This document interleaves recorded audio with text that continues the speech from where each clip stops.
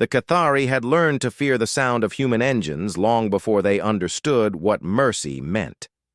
Their crystalline cities, once proud monuments reaching toward twin suns, now lay in ruins across 17 worlds. The war had lasted 3 brutal years, and every engagement told the same story. Human ships arrived, human weapons fired, Cathari died. Ambassador Zethmar stood in the ruins of what had been the Grand Council chamber on Cathar Prime, his 4 arms trembling as he held the surrender document. The elegant script of his people's language looked strange next to the harsh angular letters humans used. Through the shattered crystal walls, he could see human soldiers moving through the streets below, their weapons ready, their faces hidden behind dark visors. The humans had every right to demand unconditional surrender. The Cathari had struck first, after all.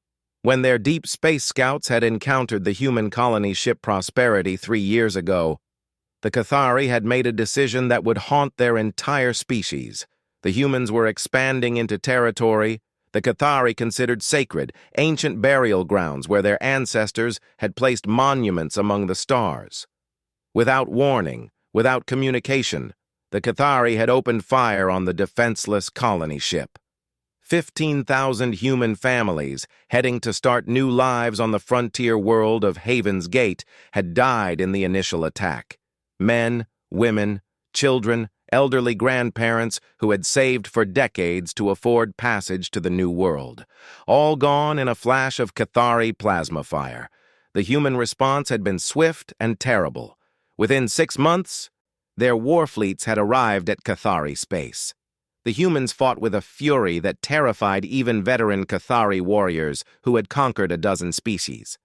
They showed no mercy, took no prisoners in the early battles, and their weapons seemed designed not just to kill, but to make their enemies suffer. But that wasn't the strangest part. As the war progressed, something began to change in the human forces. Reports came back from the front lines that confused Cathari military commanders. Human medics were treating wounded Cathari soldiers. Human ships were rescuing Cathari crew from damaged vessels before destroying them. When Cathari civilians were evacuated from contested worlds, human forces actually protected the evacuation ships. Admiral Korvash, the greatest military mind in Cathari history, had tried to understand this behavior. "They mourn their dead, then save our wounded," he had told the council during one of their final sessions. "They fight like demons, then show kindness to our children. What kind of species does this?" Now, standing in the ruins of his civilization's heart, Zethmar was about to find out. The heavy doors to the chamber opened, and humans entered. Not the black-armored soldiers he expected, but people in simple clothes. A woman with graying hair and kind eyes stepped forward, flanked by 2 men who looked more like teachers than conquerors. "Ambassador Zethmar," the woman said, her voice carried by a translation device. "I'm Sarah Chen, representing the Terran Federation. We need to talk." Zethmar's translator rendered her words into the musical tones of Cathari speech, but something in her tone didn't need translation. There was sadness there, and something else he couldn't identify. "I am ready to hear your terms," he said, his own voice barely above a whisper. Sarah Chen looked around the ruined chamber, her eyes taking in the broken crystal formations and the scorch marks from human weapons. "Your people killed 15,000 of ours," she said simply. "Families who had never heard of the Cathari, children who were excited to see their new home, parents who had sacrificed everything for their children's future." "I know," Zethmar said, his shame making his crystalline skin dim. "We know what we did. We know we deserve whatever punishment you choose to give us." Sarah Chen was quiet for a long moment. When she spoke again, her words would change everything Zethmar thought he knew about humans. "We're not here to punish you," she said. "We're here to forgive you." The translator must have malfunctioned. Zethmar's 4 hands worked frantically over the device, checking connections, running diagnostics. The word it had produced made no sense. Forgiveness was not something that happened between species after wars like this one. Conquered people begged for mercy. Victorious people demanded tribute or slaves or territory. They didn't offer forgiveness. "I don't understand," Zethmar said. One of the men stepped forward. He was young, maybe 30 human years, with dark skin and eyes that held deep pain. "My name is Marcus Williams," he said. "My wife and daughter were on the Prosperity. Linda was a teacher. Emma was 7 years old and loved to draw pictures of stars." Zethmar felt his legs weaken. This human had lost his family to Cathari weapons, and now he stood in a position to demand revenge. Instead, he was talking about forgiveness. "Your people attacked ours out of fear," Marcus continued. "You thought we were desecrating something sacred to you. You were wrong to attack first, wrong not to try communication. But we understand the emotion that drove you. Humans have made mistakes out of fear, too." Sarah Chen nodded. 3 years ago, when we learned what had happened to the Prosperity, there were voices in our government calling for the complete destruction of your species. Some wanted to turn your worlds into glass. Others wanted to enslave your entire population. "But that's not who we are," said the third human, an older man with scars across his face. "I'm General Harrison, and I lost more soldiers in this war than I care to count. Good people who followed orders and died far from home. But revenge isn't justice, and justice isn't always about punishment."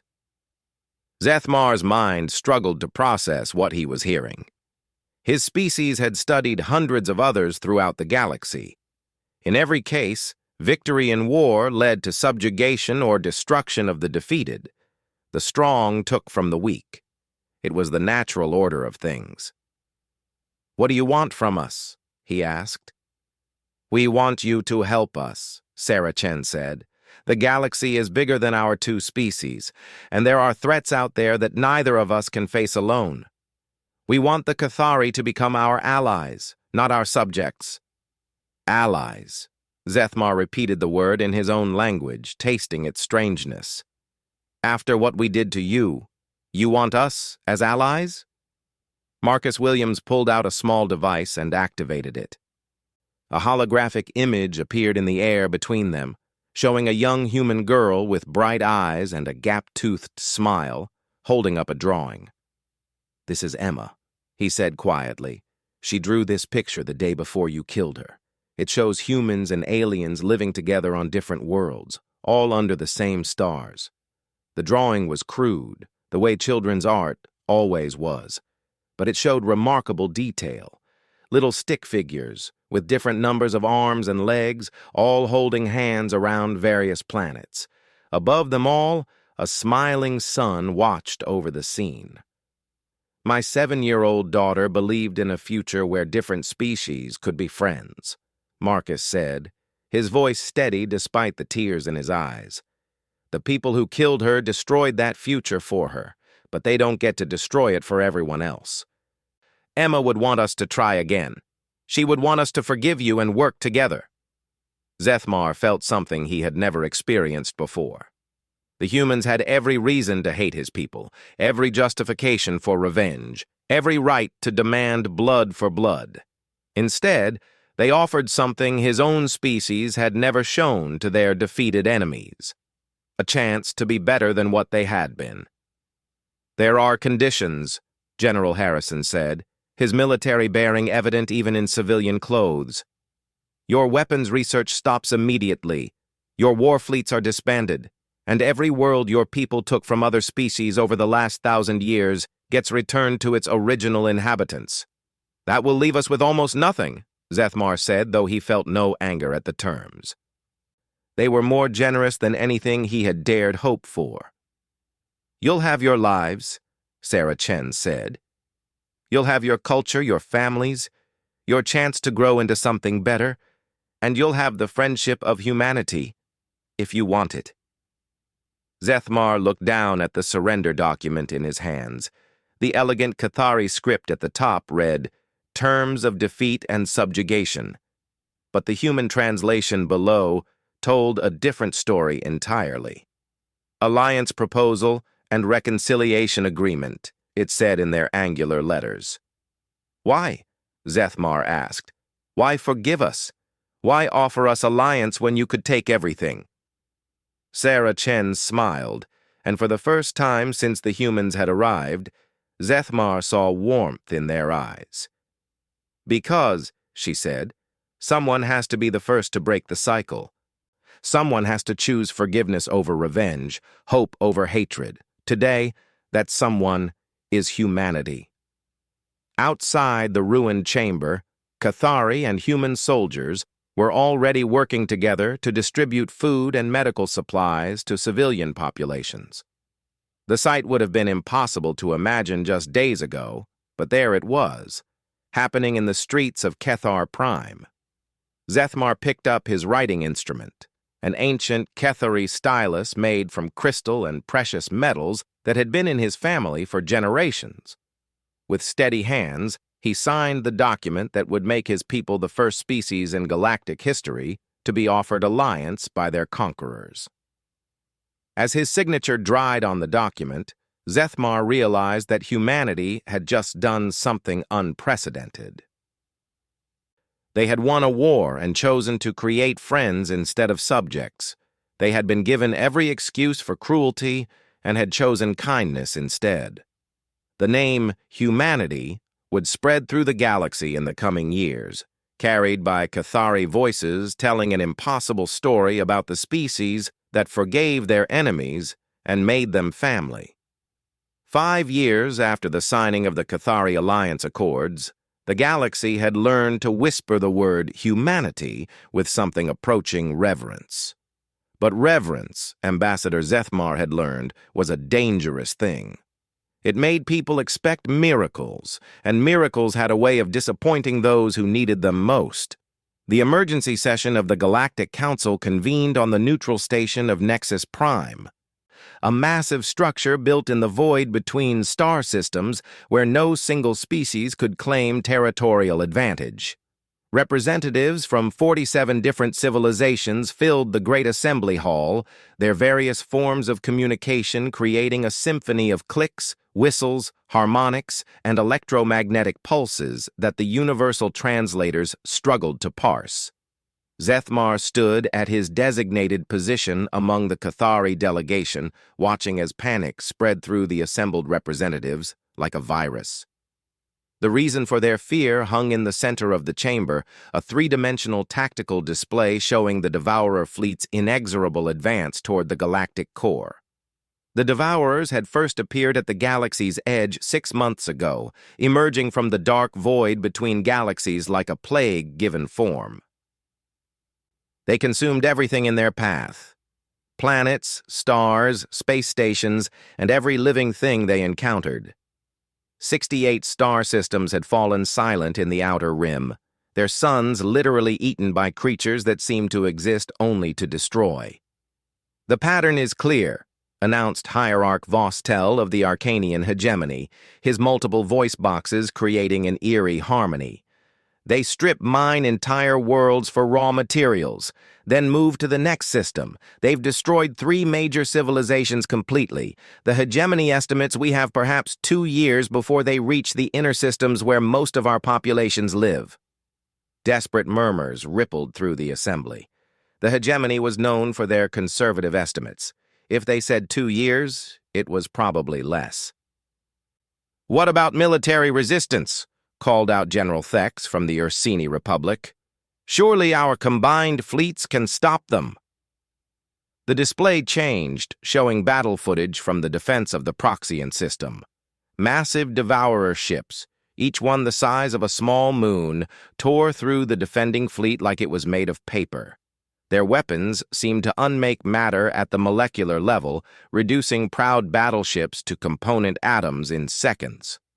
"The Proxians had the most advanced fleet in the Outer Rim," Hierarch Vostell said quietly. "They lasted 14 minutes. Silence fell over the chamber. 14 minutes. The Proxian fleet had contained over 800 vessels, including their legendary dreadnought Star's Edge, widely considered the most powerful warship ever built. 14 minutes. "There has to be something we can do," said Ambassador Krita of the Singing Gardens, her melodic voice carrying harmonics of desperation. "Some weapon, some strategy, some alliance we haven't considered." That was when Fleet Admiral Sarah Chen stepped forward.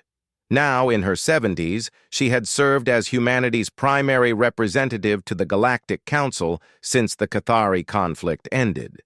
Her hair had gone completely gray, and new lines marked her face, but her eyes still held the same steady resolve that had impressed Zethmar years ago. "There is something," she said simply. The chamber erupted in a cacophony of translated voices.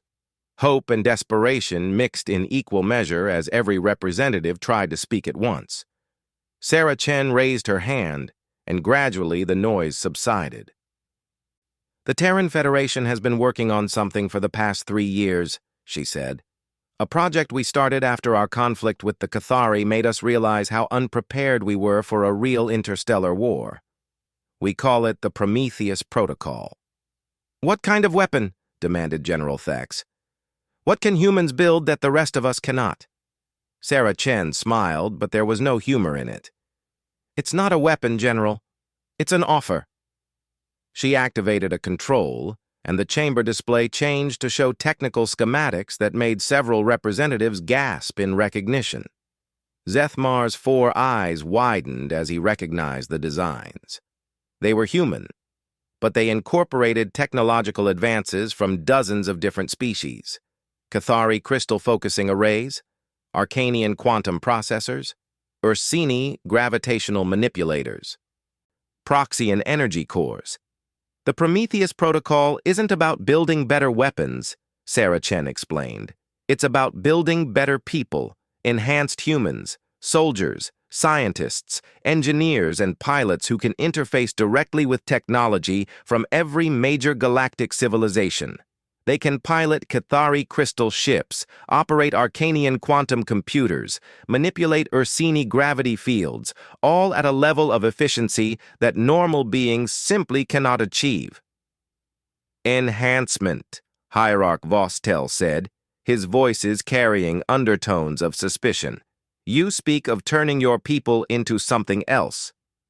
"We speak of turning our people into something more," Sarah Chen corrected. "The process is voluntary, and it's irreversible. The enhanced humans will be able to think faster, react quicker, and integrate with alien technology in ways that could give us an edge against the Devourers. But it comes at a cost." She paused, and Zethmar saw something like grief cross her features. "The enhancement process changes the brain significantly. Enhanced humans retain their memories and personalities, but they lose something essential. They can no longer form deep emotional connections with unenhanced people. They become extremely effective but also isolated from normal human society. Once someone undergoes the process, they can never really go home again." The chamber fell silent as the implications sank in. Humanity was offering to sacrifice their own people's humanity to save the galaxy. "How many?" asked Ambassador Krita quietly.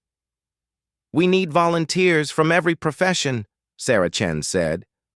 "Scientists to study Devourer technology and find weaknesses, engineers to modify our ships and weapons, pilots to fly them into battle, soldiers to fight on the ground if necessary. We estimate we'll need at least 50,000 enhanced humans to have a real chance of success." 50,000 of your people," Zethmar said, his voice barely audible above the chamber's recycled air systems. 50,000 volunteers who will give up their ability to love, to form families, to be truly human, all to save species that they've never met." "Yes," Sarah Chen said simply. General Thex leaned forward in his environmental suit. "And if we refuse? If we say the cost is too high?" "Then humanity will proceed alone," Sarah Chen replied. We won't abandon the galaxy to the devourers just because other species are unwilling to make sacrifices.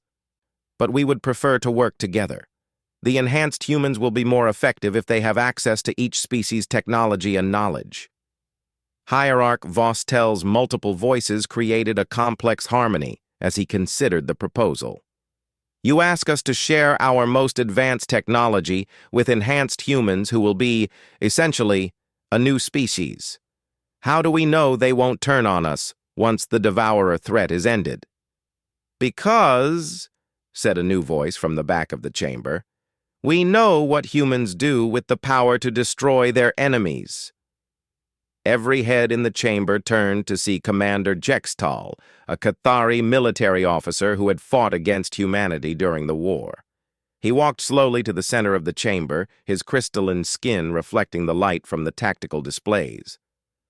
I was there when humanity defeated us, he said, his words carrying clearly through the translation systems.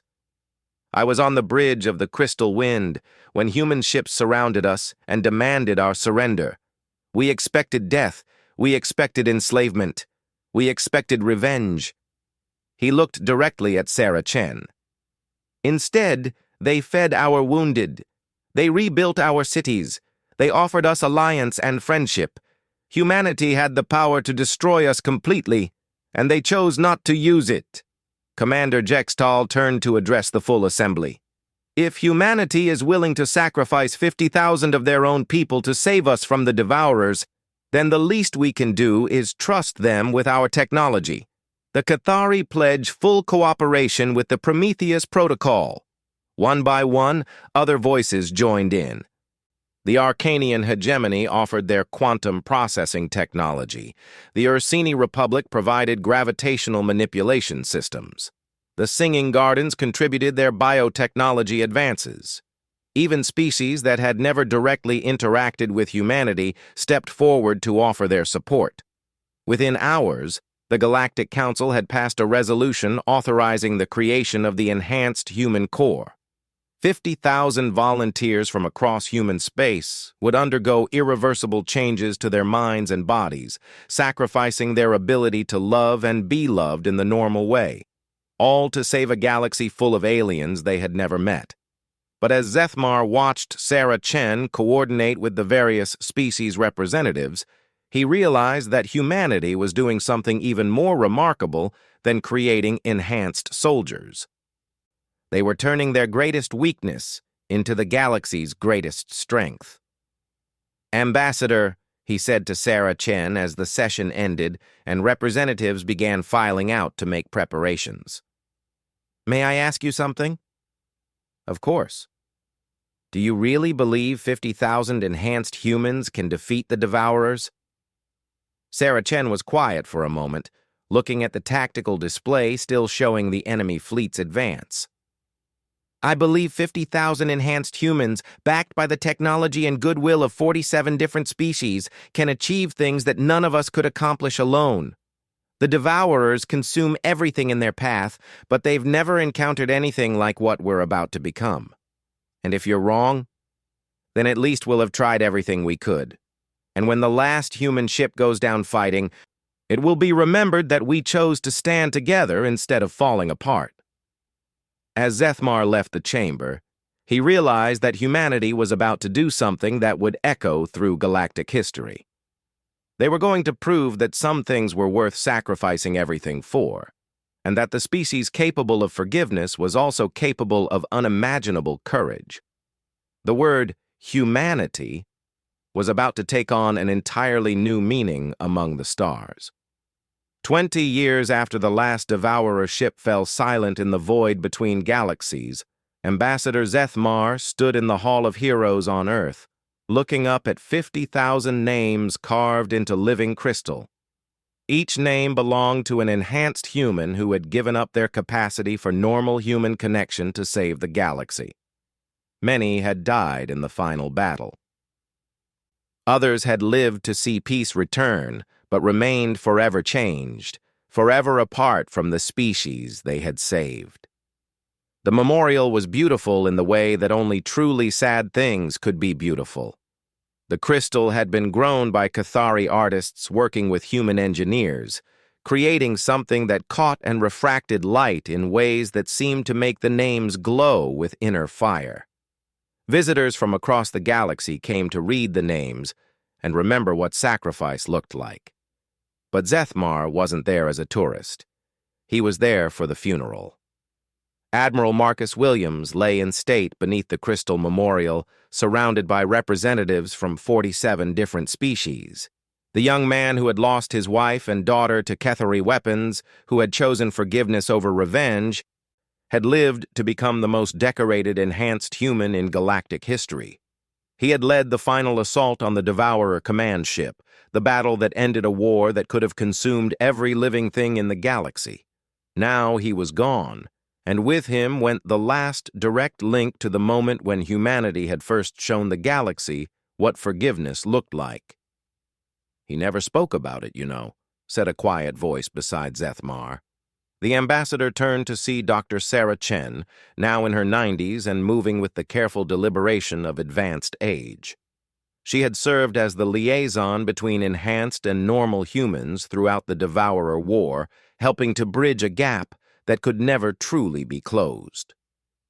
"About what?" Zethmar asked. "About his family? About his daughter's drawing? About his wife's laugh? About the life he had before the enhancement?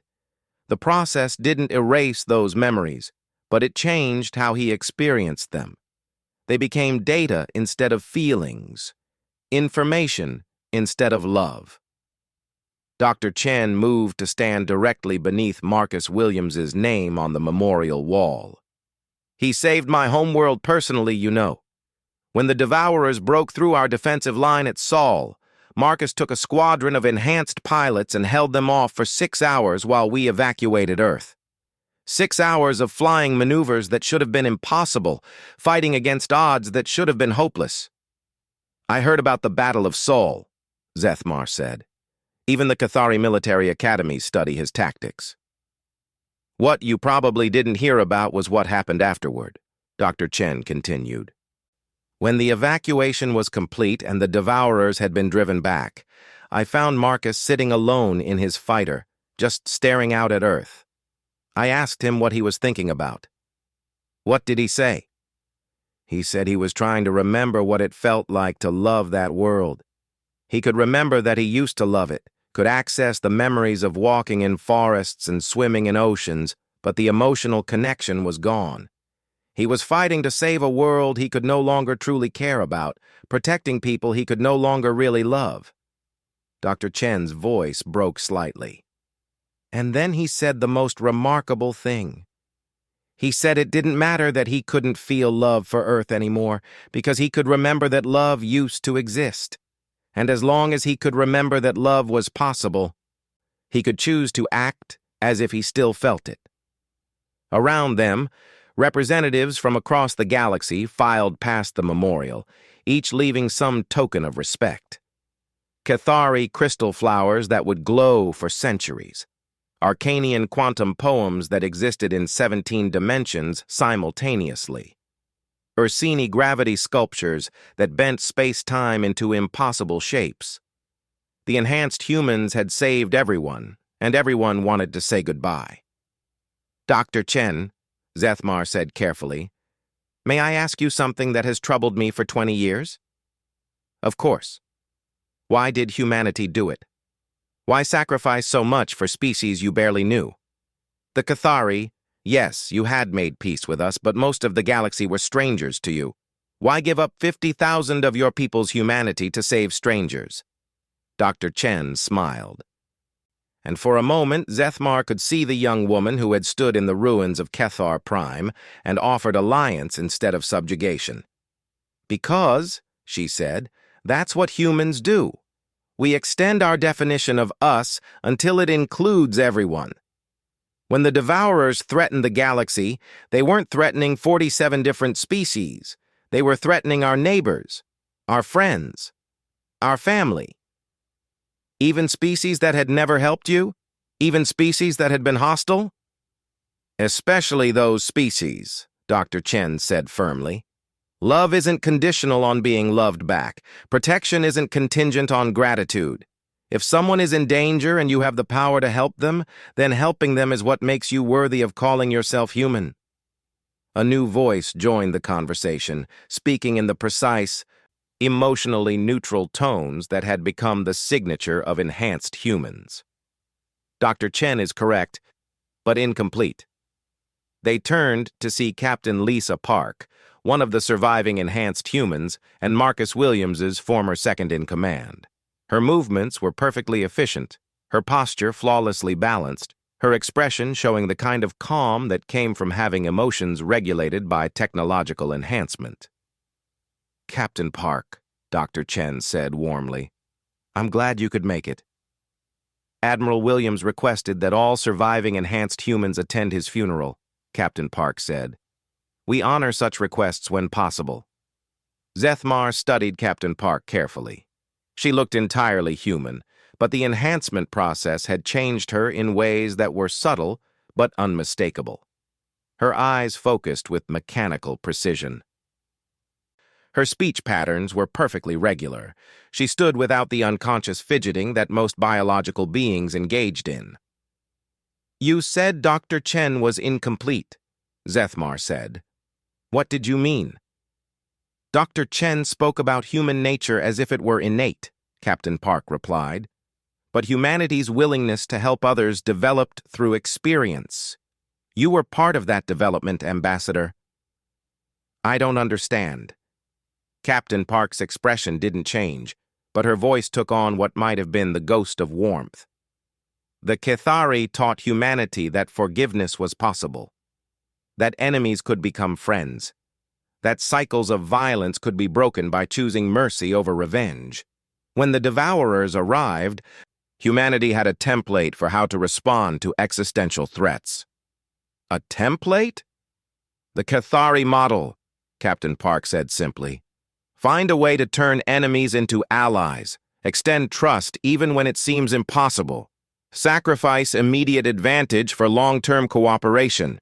When faced with the Devourers, humanity didn't ask, 'How do we win this war?' They asked, 'How do we save everyone?'" Dr. Chen nodded slowly. The enhanced human program wasn't just about creating better soldiers. It was about creating people who could think beyond human limitations, who could integrate with alien technology and alien minds, who could become the bridge between species that had never worked together before. "The enhanced humans didn't just fight the Devourers," Captain Park added.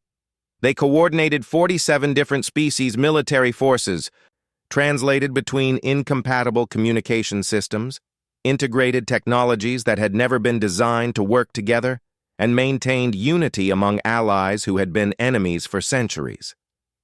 Zethmar felt a chill of recognition. "You turned yourselves into living embodiments of galactic cooperation." "We became what humanity always aspired to be," Captain Park said.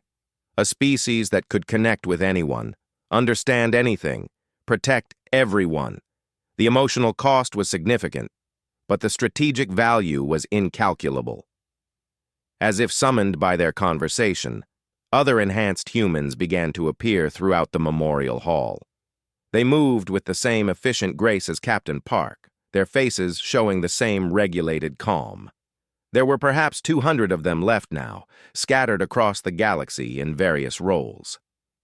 Some served as diplomats between species that couldn't communicate effectively. Others worked as engineers maintaining the hybrid technologies that had emerged from wartime cooperation. A few had become explorers, venturing into the dark spaces between galaxies to ensure that nothing like the Devourers was heading towards civilized space. "They're all here," Dr. Chen said, her voice filled with wonder. "Every surviving enhanced human in the galaxy came to say goodbye to Marcus." Zethmar watched as the enhanced humans formed a perfect circle around Admiral Williams's body, their movements synchronized without any visible communication. It should have been eerie, this display of inhuman coordination, but instead it was strangely moving. These people had sacrificed their ability to love normally, but they had retained their capacity for honor and respect. One of the enhanced humans stepped forward and began to speak, her voice carrying clearly through the hall's acoustics. She recited Marcus Williams' full-service record, every battle fought, every life saved, every moment when he had chosen to protect others at cost to himself. It took nearly an hour, and her voice never wavered, never paused, never showed any sign of emotion. But as she spoke, Zethmar realized something remarkable was happening. The enhanced humans weren't mourning Marcus Williams the way normal humans would mourn. They were creating a perfect record of his existence, a complete accounting of every way he had mattered to the galaxy. They were ensuring that his sacrifice would never be forgotten or minimized. When the recitation ended, the enhanced humans began to disperse as efficiently as they had gathered.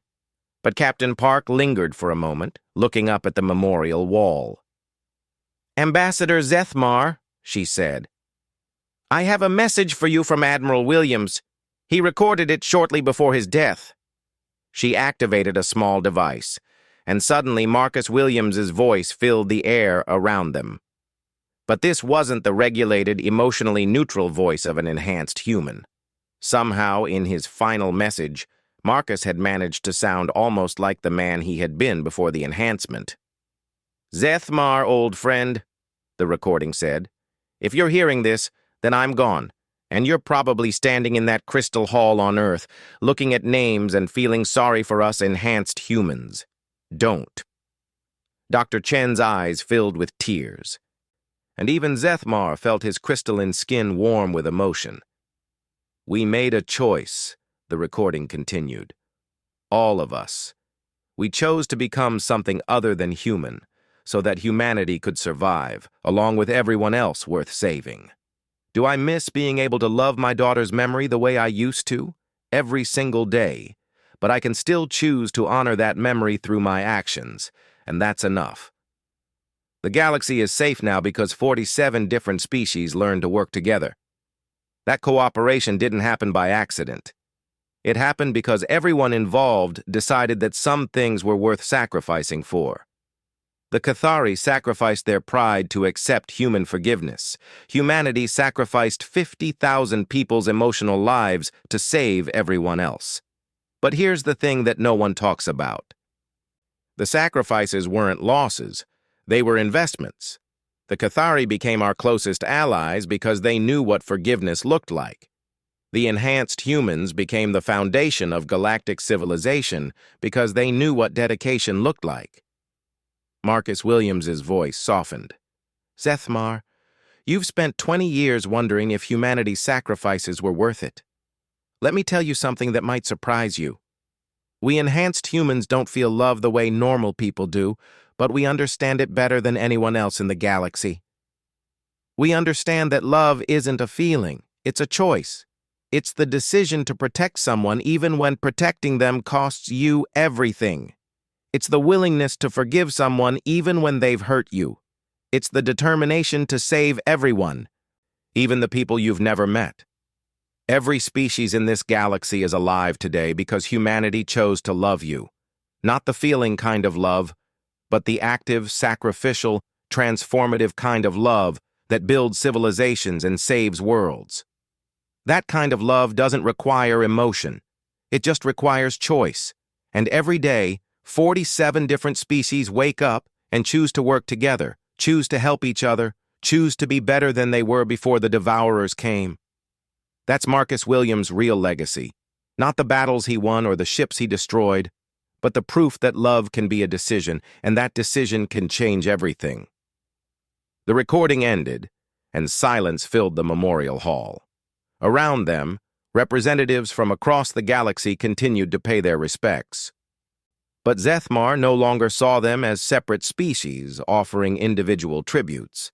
He saw them as a single galactic family, united by the knowledge that someone had been willing to sacrifice everything for them. "Dr. Chen," he said quietly, "what happens now? The enhanced humans are aging, dying. There are no new ones being created. What happens when they're all gone? Then the galaxy will have to learn to love without them, Dr. Chen replied. "But I don't think that will be a problem. Humanity taught us that forgiveness was possible. The enhanced humans taught us that cooperation was possible. Now it's up to everyone else to prove that love is possible." Zethmar looked up at the 50,000 names carved in crystal, each one representing a human who had chosen to become something else so that everything else could remain itself. The word humanity had indeed become legendary, but not in the way most species expected. It had become synonymous not with power or conquest or technological superiority, but with the willingness to pay any price to protect others. In a galaxy where most species expanded their definitions of us and them through conquest or alliance, humanity had simply declared that everyone was us and acted accordingly. As Ambassador Zethmar left the memorial hall and returned to his diplomatic duties, he carried with him the knowledge that somewhere in the galaxy, enhanced humans were still working to maintain the cooperation that had saved everyone.